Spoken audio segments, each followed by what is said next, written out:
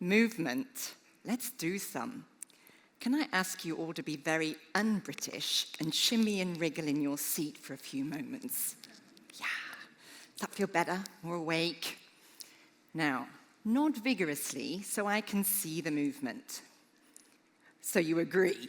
More awake and more interested, perhaps. Marvelous. Nod again if you've ever experienced a repetitive injury or pain in a certain area that returned despite doing the rehab, or worn away a joint or two that needed surgically replacing, or hit a training plateau that no amount of extra effort seemed to help, or been labelled clumsy, or you know your movement is off balance somehow. All right, a few of you then. In my experience, many of these strangely unsolvable movement problems in adults are not because of age or because of not trying hard enough, but rather endlessly repetitive, poor, basic movement patterns, simple but important movement influences going unnoticed, and perhaps deemed too simple to be relevant. We can easily conjure up images of body parts joining one to another. The spiritual rhyme dem bones or dry bones springs to mind, the toe bones connected to the foot bone and all that. But how many of us think about how these parts interact with each other to create whole body movement? Stand up with me so that we can explore together and bolt experience to our knowledge. With your mouth slightly open, relax, nearly gormless, but not quite.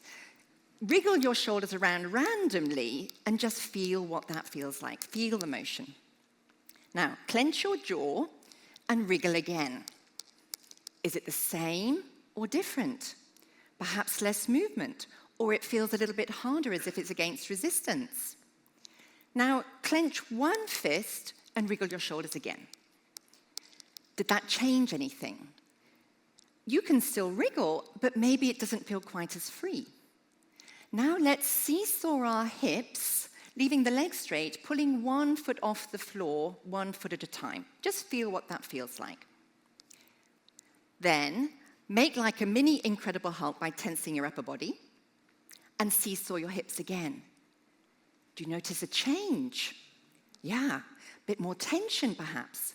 Let's go down to our feet. Scrunch your toes inside your shoes, shortening your feet, tightening them. Go back to seesawing your hips. That change anything again? And then, tighten them again. Did you feel anything else change? Maybe there was tension in your core, yeah. Or in your upper chest. Go back to the toes again, tighten them really hard. Can you feel even in your jaw? To varying degrees, what you've just noticed are your body parts interacting and influencing each other. Let's quickly review so you can consolidate your experiences. A tight jaw influences the movement of your shoulder girdle.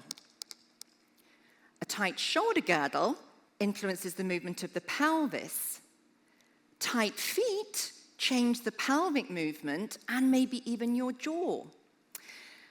And as for asymmetrical tightness, we'll come back to that. With a tinge of regret, I invite you to sit again, and I promise to get you moving again later. I'm passionate about human movement, can you tell? And I'm especially curious why we seem to have so much trouble putting one foot in front of the other repetitively, given surely it's our innate form of locomotion. And with a history of distance, endurance events like ultra-distance marathons and, oh, did I mention 8 Ironmans, I have bolted a lot of experience to my knowledge. According to a study by the US National Library of Medicine, roughly half of runners each year experience an injury that stops them from running for a period of time. And at any given time, a quarter of runners are injured. Now, these kinds of numbers have been knocking around for years, but it seems a bit odd given we're arguably born to run. After all, it's just the next gear up from walking and happens spontaneously as part of childhood development. In my experience, generally speaking, and especially when injury hits, most people are seeking to solve their movement problems by strengthening, improving muscle tone, and stretching. That's what my clients have been busy with before they come to clinic to see me, and despite their best efforts, they still have to come. Some are elite athletes, those looking to improve speed, strength, recovery, focus, anything to gain that bit extra to get them the win. The majority are not elite athletes, but definitely move. They are regular folk coming to seek better enjoyment of movement, more comfort, less pain, less fatigue, fewer repetitive injuries. They all come having paid great attention to the problem area, but without having noticed what else within their whole body movement patterns might be blocking progress. I needed to know more to add substance to my early theorizing on movement efficiency. In a way, I needed a better pair of eyes.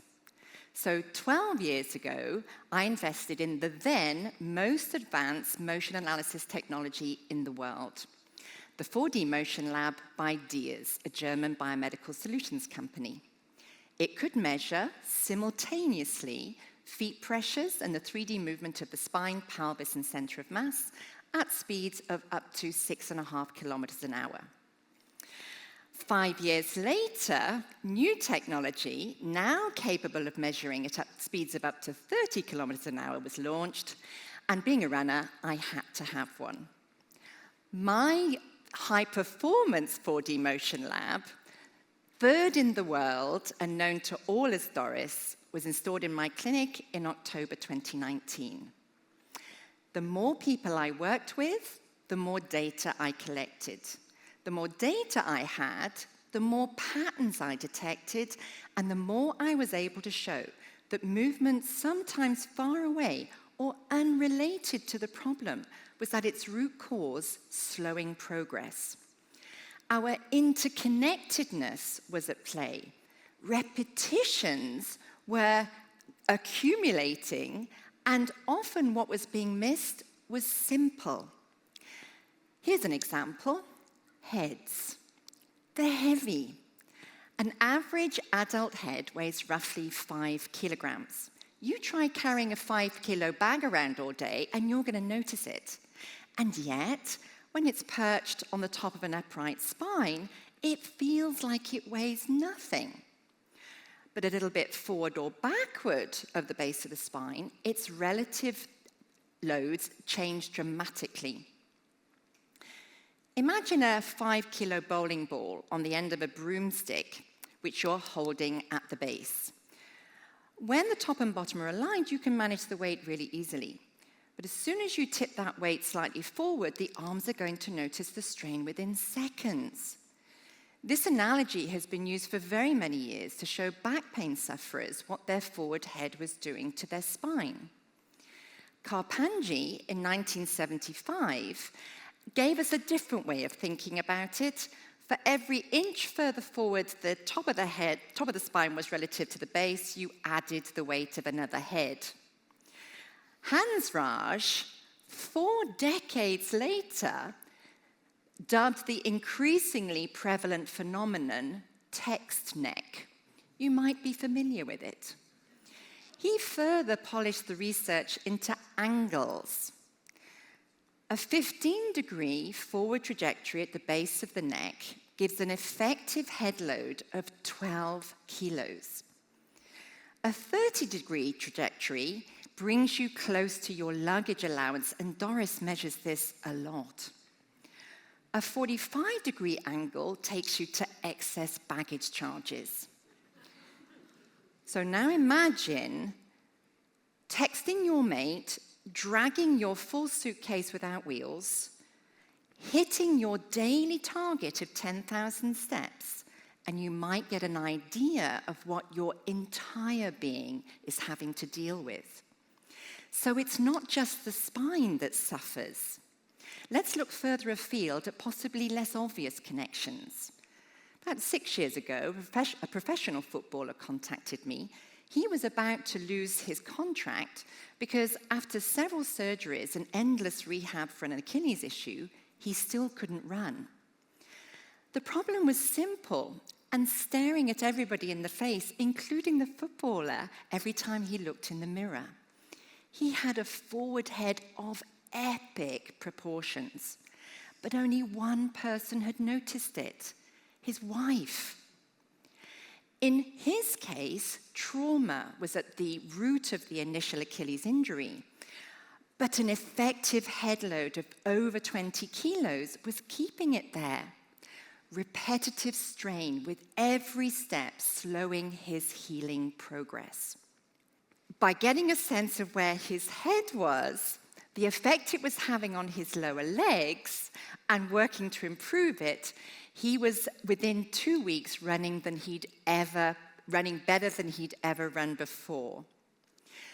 Unhelpful head position is the #1 movement issue I measure in clinic and is ridiculously easy to improve. This isn't about perfect posture.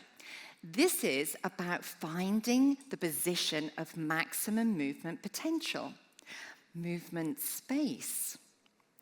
Let's find yours now. No doubt you're seated in a familiar position, so stay as you are whilst we all look together to the left and to the right. Notice how it feels, your ease of motion, and what you see at your end range of motion. Now, looking straight ahead, notice how loose it feels when you wiggle it, or notice the tension. Now, wriggle yourself into a position where your head perches in its most wibbly-wobbly place. It's probably a little bit more upright than where you were. A little bit forward or backward of this perch, and it won't feel as loose. How much tension do you feel now? And does this feel familiar? Let's all look again to the left and to the right. Is that the same or different? And are you surprised? This is the position of erect at ease, balanced upright. The whys of awkward movement can be many and varied. And whilst important to root out, the message today is notice the simple stuff first, because immediate solutions can be right under your nose. Put another way, start with the basics. Consider that if your entire being is fighting the trajectory of your head load repetitively with every step, you're unlikely to effect the changes you're looking for until you've noticed and dealt with it. I'll leave you with the second most common element of movement, slowing movement progress, because it might be relevant to you: arms.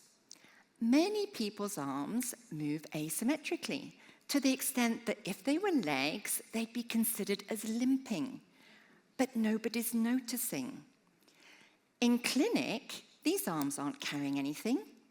They're free to swing, but they either don't, only swing partially, or each arm swings differently to the other, marching to the beat of different drums within the same body. Does that sound balanced to you? And what about the weight of them?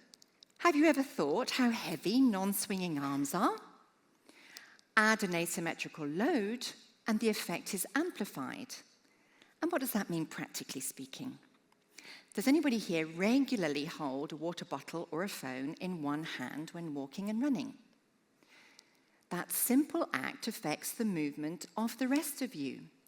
Whilst it might not weigh very much, you have to consider the effect of grip as well. The structures of the forearm and hand are insanely complicated, and your moving body is organizing itself around that tensioned hold, repetitively. Some of you felt the effects earlier instantly when you clenched one fist and wriggled your shoulders. Tension anywhere spreads and ripples through our interconnectedness. Of course you can carry in one hand, but would you choose to for thousands upon thousands of repetitions? And would you continue to once you recognized its connection to a movement problem that had been plaguing you? Arms. They're to help you, not hold you back. Whilst this might all seem oversimplistic, I have years of data collection showing me that the answers to movement problems often lies in noticing simple stuff and dealing with it first. We are the living embodiment of the whole being greater than the sum of its parts. And noticing the way we move gives us the opportunity to unearth better movement efficiency already in us, waiting for its chance to shine. And maybe, like the pro footballer who after multiple surgeries still couldn't play, that's all you need to get back to scoring or achieving your goals. Thank you.